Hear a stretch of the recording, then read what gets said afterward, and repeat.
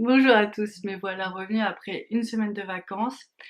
C'était une semaine où j'ai dû vraiment tout arrêter, les mails, les téléphones, j'avais vraiment besoin de ce moment-là pour moi, pour me régénérer, me ressourcer. Donc je m'excuse d'avance d'être en retard, je suis en retard avec tout le monde, c'est pas personnel, c'est juste j'avais vraiment besoin de me poser, me reposer. Alors ce qui est toujours drôle avec mes vacances, c'est que c'est le ciel qui me donne une date. Et c'est vrai que 24 heures, 48 heures avant, je n'en peux plus. Donc ça tombe toujours pile poil. Et au bout d'une semaine, je me dis mais non, mais c'est pas encore assez. Et puis, dans les 24 heures qui suivent, je retrouve la pêche et je me dis bah c'est super, c'est reparti. Et je ne comprends pas comment ça arrive. Donc je lui souhaite également d'être aussi bien réénergétisé et encadré par le ciel parce que c'est bien pratique. Mais cela dit, ce n'est pas le propos, c'est les news. Yeah, yeah.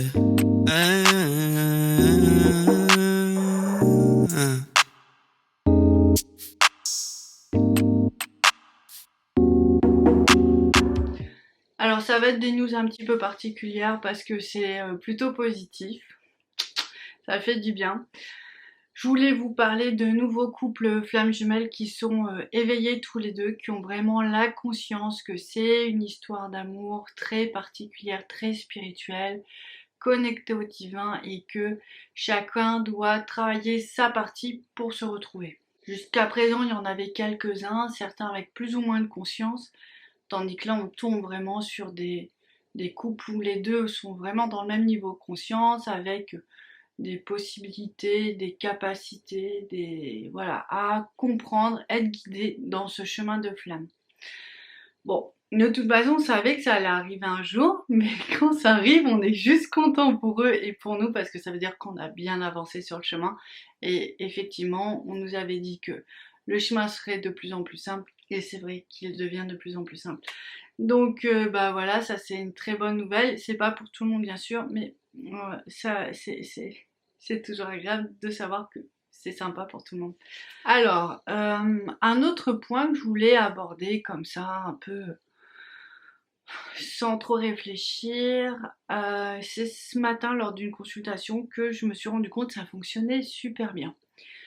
Il y a en fait, certains d'entre vous ont vécu des unions sur différents plans et des unions sur le plan divin souvent. Mais ça peut être d'autres manières. Donc certains les ont rêvés, certains les ont perçus et d'autres ne les ont pas du tout pensés. En tout cas, il y a un moment sur le chemin de la flamme où tout ça a été vécu et tout a été plus ou moins déblayé. Et ce moment, il est important parce qu'il suffit de penser à un futur mariage. Parce que du coup, là, on fait une liaison avec les plans supérieurs et le plan terrestre.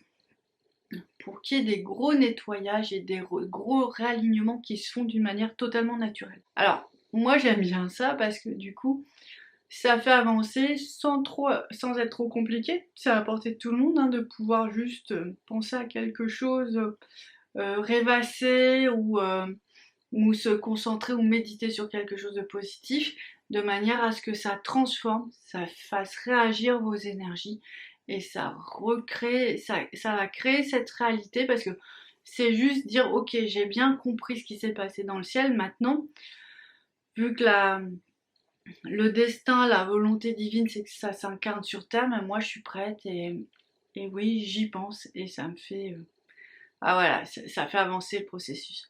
Donc ça, je vous en parle parce que si vous êtes à ce moment-là précis, si vous avez envie d'essayer, laissez vos commentaires, ce sera toujours très drôle de voir comment ça réagit pour les uns, pour les autres. Ça peut pas réagir pour tout le monde pareil, hein, c'est sûr, parce que ça dépend où on en est, ça dépend des convictions, mais je pense que ça va être positif pour beaucoup de gens, c'est pour ça que je vous en parle. Je voulais vous parler aussi de l'expérience d'une dame qui m'a semblé très belle. Et je trouve qu'elle est très très révélatrice de la flamme jumelle. C'est pour ça que je voulais vous en parler. Bien sûr, elle est tout à fait d'accord avec ça. Donc en fait, sa flamme jumelle, elle la voit régulièrement. Et il y a un moment dans la matière, donc sur le plan terrestre, elle l'a vu vraiment être dans un état d'amour incroyable. Elle avait lâché prise complètement.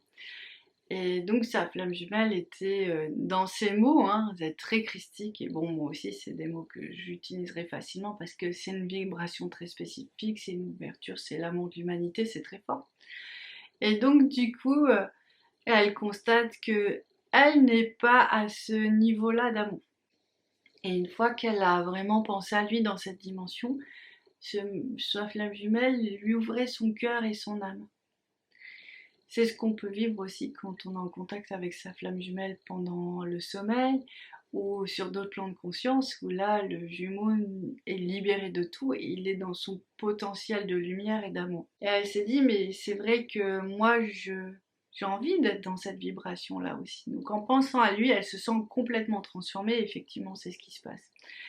Et c'est vraiment penser à lui, ou quand moi je vous dis penser à son âme, c'est voilà, c'est dans cette capacité, dans le rayonnement de lumière et d'amour qui est juste impressionnant, et c'est là qu'il se passe des transformations assez folles. Dès qu'elle fait ça, il y a une transformation en elle qui se met en place, et forcément, qui est importante parce qu'elle a vraiment reçu ce message que c'est dans cette dimension d'amour absolu qu'elle pourrait vivre cet amour-là et que de toute façon, il n'y avait plus rien à décider, à faire ou à dire, puisque ils allaient dépasser toutes les, les obstacles, qu'ils soient d'ordre religieux, d'ordre de la santé, enfin voilà, ils s'étaient donné rendez-vous et ils tiendraient, ils réussiraient ce rendez-vous. Mais qu'elle, elle avait bien compris qu'elle devait se transformer vers cet amour. Je vous le dis parce que des fois peut-être tu n'utilises pas les bons mots, puis il y a plein d'expériences de plein de manières différentes pour nous faire comprendre ça. C'est que bien souvent j'ai des gens en rendez-vous et c'est vrai qu'on remet beaucoup la faute sur le jumeau alors que nous, si on n'est déjà pas dans cet état d'amour le plus possible, c'est l'amour dans cette capacité à rayonner, à être en douceur, à être en empathie, à être en compassion, à accepter l'autre comme il est, à ne pas refermer son cœur. C'est vraiment un objectif personnel à atteindre. Il n'est pas facile parce que dans d'autres vidéos, je disais, moi je suis dans l'amour divin, donc en fait je me connecte au ciel et tout, je reçois une très très belle qualité d'amour, mais dans le quotidien avec mon jumeau, je suis très bousculée et je peux avoir des émotions qui sont pas du tout genre de l'amour. Et là, ça y est, nous, ça y est, on est complètement apaisé, je pense que c'est bon. Du coup, c'est important de redéfinir cette notion d'amour inconditionnel. Elle a reçu exactement les mêmes messages que moi, ce n'est pas d'être dans le sacrifice, c'est pas du tout ça, c'est d'être dans un niveau, une qualité d'amour qui nous permet d'être dans un respect de l'un, de l'autre et une force d'amour qui fait qu'on n'est plus jamais blessé. Mais ça ne veut pas dire qu'on va accepter l'inacceptable. C'est pas du tout ça. Toujours rester dans le respect de soi, c'est vraiment important, capital. Donc cet amour inconditionnel, il est vraiment important. C'est une sorte de processus alchimique du cœur en fait. On nous demande d'aimer toujours plus et toujours mieux. C'est pas vraiment émotionnel, c'est un état plus, d'accord? C'est pas parce que c'est un état et c'est en même temps un état de détachement. C'est pas émotionnel, c'est pas plus je vais être en amour ou en passion. C'est pas vraiment ça. Donc comme il n'y a pas trop de mots pour expliquer, on peut juste parler de détachement, on peut juste parler d'acceptation et de stabilité dans le sentiment. Du coup, chacun se retrouve avec son chemin pour trouver cette qualité-là, cette ouverture de cœur au fond de lui. Je rebondis sur ça. Dans le sens où pour moi, il faut effectivement une ouverture du cœur, mais il faut aussi un niveau de conscience spirituelle. En tout cas, c'est ce que nous, on nous a demandé dans notre chemin. Dans les gens que j'accompagne aussi, c'est que pour ces gens-là, c'est quelque chose de très important. Donc, on va nous demander certains types de connexions. Et ces types de connexions vont renforcer notre aura, en fait, au fur et à mesure.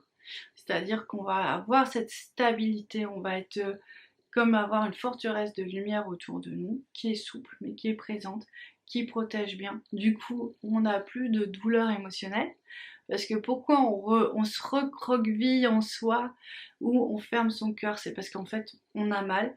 Et une fois que tout est bien aligné, tout est bien protégé, on n'a plus de douleur. On peut être vraiment que dans l'ouverture du cœur en permanence. Et ça, c'est juste exceptionnel. C'est vraiment très fort. Donc, on nous demande vraiment, en tout cas pour nous, pour vraiment incarner le couple, on nous demande vraiment de rentrer dans cette vibration-là, cet état d'être-là. C'est un entraînement. J'ai envie de dire, c'est comme les abdos, le gainage. Il faut vraiment cumuler toute cette énergie-là pour pouvoir un jour être vraiment très stable, très posé. Et là, ce moment-là est vraiment agréable. Parce qu'en fait, du coup, vous sentez bien que ça peut bouger, un peu bousculer dans tous les sens, mais vous bougez pas en fait. Vous êtes juste là, dans votre présence, dans votre accueil, et c'est vraiment, vraiment formidable. Donc voilà, je voulais vous parler de ça parce que ça fait partie du chemin de la fusion. Cette dame d'ailleurs, si je reprends quand on parle d'éveil ou de niveau de conscience, elle a vraiment entreaperçu, alors c'est des visions que j'ai eues, que d'autres ont eues, vraiment un niveau de conscience où l'amour régnait.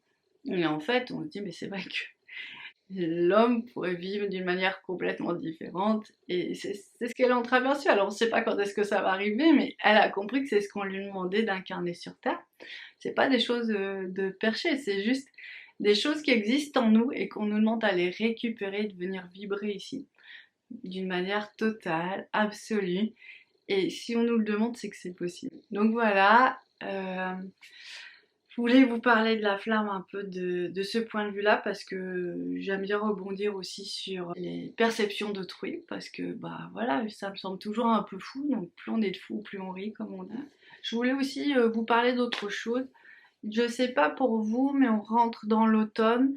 Et l'automne, c'est une période énergétique où en fait on va commencer un peu à se reclasser les choses à l'intérieur de nous. On a accumulé beaucoup de choses en été au printemps. Et là, c'est un temps un peu de retour sur soi. Et du coup, je pense que je vais me faire une petite crise, j'allais dire. Une petite cure de la fleur de bac walnut. Franchement, moi je pense qu'il est temps de transformer des vieux schémas, de libérer des vieux schémas, que ce soit les nôtres, celles du transgénérationnel, mais en tout cas la période s'y porte bien. Donc voilà, je voulais vous lancer ça un peu comme une idée, puis vous voyez si ça vibre en vous, si ça vous donne envie, si ça vous parle ou pas. Donc voilà pour aujourd'hui et mon petit retour ici sur YouTube et puis derrière mon petit téléphone dans mon petit laboratoire de l'amour. Je vous embrasse, je vous dis à très bientôt et puis bah voilà, ciao ciao et puis bonne semaine à vous, bonne journée à vous. Yeah.